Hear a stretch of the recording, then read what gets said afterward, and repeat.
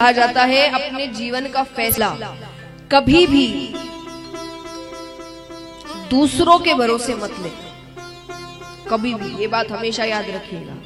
अपने जीवन का फैसला कभी भी दूसरों की सोच पर मत लेना, क्योंकि वो 2 दिन 4 दिन ज्यादा से ज्यादा 10 दिन बात करेंगे, पर उस फैसले को आपको जिंदगी भर ढोना पड़ेगा, जिंदगी भर।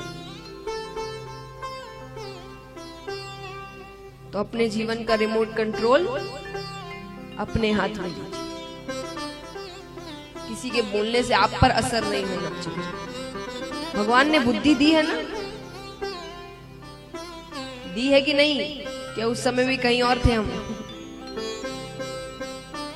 बताइए। भगवान कहेंगे, ऊपर जाकर कहोगे भगवान हम तो कर रहे थे पर उसने ये कह दिया, उसने वो कह दिया। भगवान कहेंगे मैंने तुमको भी तो दिया था कुछ सोचने को, कि अपने चीज अपने दिमाग से सोचो, कि दूसरों के दिमाग से चलना था, तो मैं तुमको देता ही नहीं ऊपर से कुछ।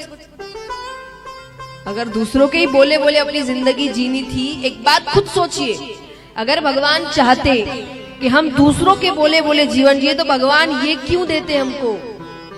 नहीं, पशुओं के पास तो नहीं है ना सोचने समझने की शक्ति, हमारे पास है। क्यों दी भगवान ने?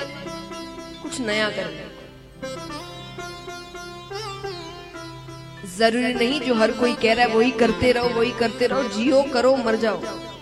भगवान ने क्या अलग किया? सब चीज एक ही करना था, तुमको पशु ही बनाता मैं। तो ये सोचिए, ये सोचने वाली बात है कि नहीं बताइए? अगर उनको सब कुछ वैसे ही तो ये क्यों देते हमको? दिमाग देने का अर्थ है कि उन्होंने हमको सोचने समझने की शक्ति दी है, कि तुम सोचो क्या सही है क्या गलत है। तो इसीलिए अपने जीवन का रिमोट कंट्रोल अपने हाथ में लीजिए। काफी समझदार हैं आप।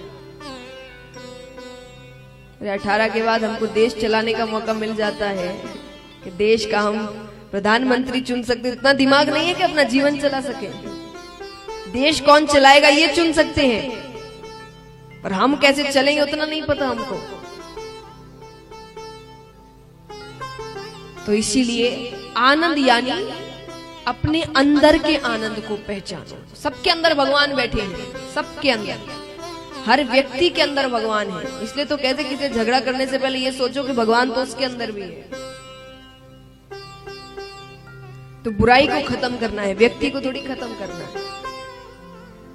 तो आनंद यानी अपने अंदर के आनंद को पहचानो। आपकी आत्मा क्या कहती है, क्या समझाती है आपको? क्योंकि आत्मा यानी वो भगवान की आवाज होती है। और तापत्रय विनाशाय श्री कृष्णाय वयम नमः। 3 तरह के ताप बताए गए हैं, दैहिक, दैविक और भौतिक। अगर भगवान की कृपा हो तो तीनों तरह के तापों से हमें मुक्त करते हैं। पर कृपा कैसे हो? कृपा कैसे हो?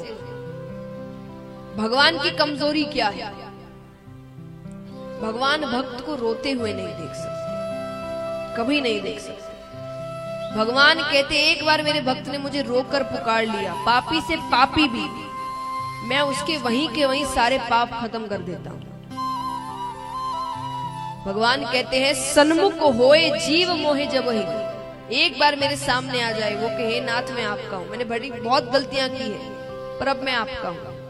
कि सन्मुख होए जीव मोहे जब ही, जन्म कोटि अदना सही तबही। उसी वक्त जन्मों जन्मों के करोड़ों पाप मैं वही खत्म कर देता हूं, एक बार मेरे पास आ जाए बस।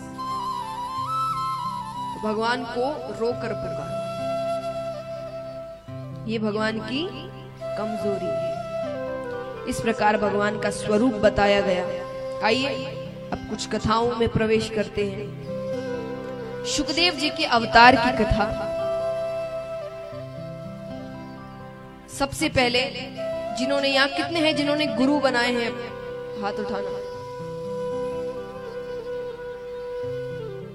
तो जिन्होंने गुरु बनाए हैं वो अपने अपने गुरुओं का ध्यान करें। जिन्होंने नहीं बनाए वो भगवान का ध्यान करें और प्रार्थना ये करें कि उनको शुकदेव जी जैसे गुरु।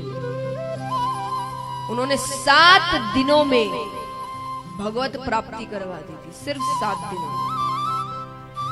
आइए। गुरुर्ब्रह्मा गुरुर्विष्णु गुरुर्देवो महेश्वरा गुरुर्साक्षात् परब्रह्मा तस्मै श्री गुरवे नमः। तस्मै श्री गुरवे नमः।